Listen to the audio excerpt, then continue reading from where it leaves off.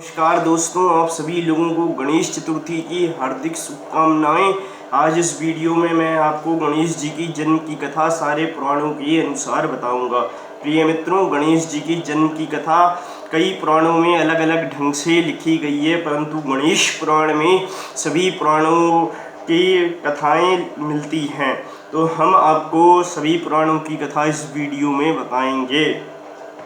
सबसे पहले अगर हम बात करें शिव पुराण की, तो शिव पुराण में एक समय माता पार्वती देवी अपनी सखी जया और विजया के साथ स्नानागार में स्नान कर रही थीं।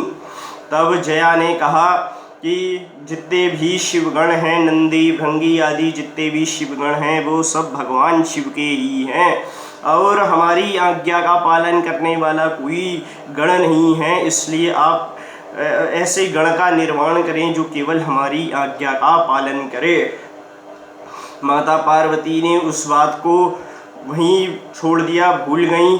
एक दिन वो स्नान कर रही थी और भगवान शिव वहाँ स्नानागार में आ गए। नंदी द्वार पे खड़े थे। नंदी ने उन्हें रोकने का प्रयास नहीं किया और भगवान शिव स्नान गृह में अंदर प्रवेश कर गए। इससे माता पार्वती को बहुत ही लज्जा आई। उन्होंने जया की बात को याद किया कि हमारा अगर कोई ऐसा गण होता जो हमारी आज्ञा का ही पालन करता तो हमें यह लज्जा नहीं सहनी पड़ती। यह बात सोचकर माता जगदम्बा ने अपने शरीर में जो उपटन लगाया था, उस उपटन को छुटाकर उससे एक पुतला बनाया और उसमें प्राण डाल दिए और उस बालक का गणेश नाम रखा और उसे एक दंड हाथ में दिया और लड्डू खाने को दिए और उससे कहा कि तुम द्वार पे पहरा दो, जब तक मैं स्नान करके बाहर ना आ जाऊं तब तक तुम द्वार पे पहरा देते रहो और मेरी आज्ञा के बिना किसी को भी अंदर मत आने देना। तब गणेश्वर भगवान द्वार पर पहरा देने लगे। भगवान शिव अंदर स्नानागार में जाने के लिए आए, पर गणेश्वर ने उन्हें रोक दिया। भगवान शिव क्रोधित होकर शिवगणों के पास गए और शिवगणों से पूछा, ये कौन है? ये जो भी है इसे जल्दी से यहाँ से हटाओ, मुझे अंदर भवन में जाना है। तब गणेश्वर का शिवगणों के साथ युद्ध हुआ और गणेश्वर ने सभी शिवगणों को परास्त कर दिया। तब विष्णु और ब्रह्मा जी भी आए। ब्रह्मा जी ने काफ़ी ज्ञान की बातों से गणेश्वर को समझाने का प्रयत्न किया, पर गणेश्वर नहीं माने। तब विष्णु ने भगवान शंकर से कहा कि मैं इस बालक को मोहित कर देता हूँ और आप इसका सिर अपने त्रिशूल से काट देना। तब भगवान विष्णु ने उस बालक को मोहित किया और भगवान शंकर ने उसका सिर काट दिया। जब माता पार्वती को ये पता चला तो बहुत ही रोई और फिर उन्होंने अपनी सारी शक्ति प्रकट करके कहा कि अगर मेरा पुत्र संसार में जीवित नहीं रहेगा तो फिर कोई भी नहीं रहेगा, मैं इस संसार में महाप्रलय कर दूंगी। ऐसा कहकर माता ने अपनी 9 शक्तियों को प्रकट किया और सारे संसार का विध्वंस करने लगी। तब नारद को आगे करके सब देवताओं और ऋषियों ने माता से क्षमा प्रार्थना की। माता ने कहा कि अगर मेरे पुत्र को अग्र पूजा का अधिकारी बनाया जाए और उसे पुनः जीवन दान दिया जाए और सब देवताओं में सबसे पहले मेरे पुत्र गणेश की ही पूजा हो तो मैं शांत हो जाऊंगी। तो सब देवताओं ने इस बात को स्वीकार किया और भगवान शिव के आदेश से शिवगण उत्तर दिशा की ओर गए। वहाँ एक हाथी का सिर काट के वो ले आए। भगवान शंकर ने उसे गणेश के शरीर से जोड़कर गणेश्वर को पुनः जीवन दान दिया। माता पार्वती ने कहा, तेरे शरीर पे और कंधे पे सिंदूर लगा है, इसलिए सिंदूर से तेरी पूजा होगी। जो सिंदूर से तेरी पूजा करेगा उसे भोग और मोक्ष प्राप्त होंगे। गंध पुष्प से भी तेरी पूजा होगी। तो ये शिव पुराण के अनुसार मैंने कथा सुनाई। अब मैं आपको ब्रह्मवैवर्त पुराण के अनुसार कथा सुनाता हूँ। जब भगवान पार्वती और भगवान महेश्वर शिव शंकर का विवाह हुआ तब वे दोनों लोग वन में विहार कर रहे थे, उस समय माता पार्वती ने भगवान शंकर से पुत्र प्राप्ति की इच्छा प्रकट की।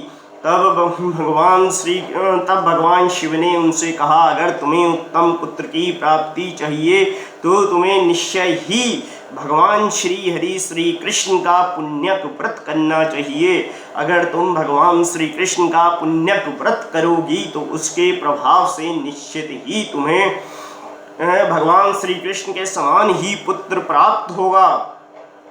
1 वर्ष तक इस व्रत का अनुष्ठान करना चाहिए और ये 1 वर्ष तक ये व्रत चलता है और उसकी जो भी विधि होती है वो सब भगवान शंकर ने पार्वती माता को बता दी। माता पार्वती ने 1 साल तक इस व्रत को किया। उसके प्रभाव से भगवान गणेश्वर ही, भगवान श्री कृष्ण ही गणेश्वर के रूप में उनके पुत्र बन के उत्पन्न हुए। तीसरा, हम पद्म पुराण के अनुसार अगर बताएं तो पद्म पुराण में लिखा है कि शिव पार्वती के विवाह के बाद भगवान शिव और माता पार्वती वन में विहार कर रहे थे। उस समय एक दिन जब माता पार्वती गंगा जी में स्नान करने जा रही थी, तब उनने अपने शरीर के उपटन से एक पुतला बनाया और उसे गंगा जी में प्रवाहित कर दिया। गंगा जी में प्रवाहित करते ही वह एक विशालकाय गजमुख बालक के रूप में परिवर्तित हो गया। इसलिए देवताओं ने उस बालक को गंगा पुत्र और पार्वती पुत्र दोनों ही कहकर उसकी पूजा और अर्चना की।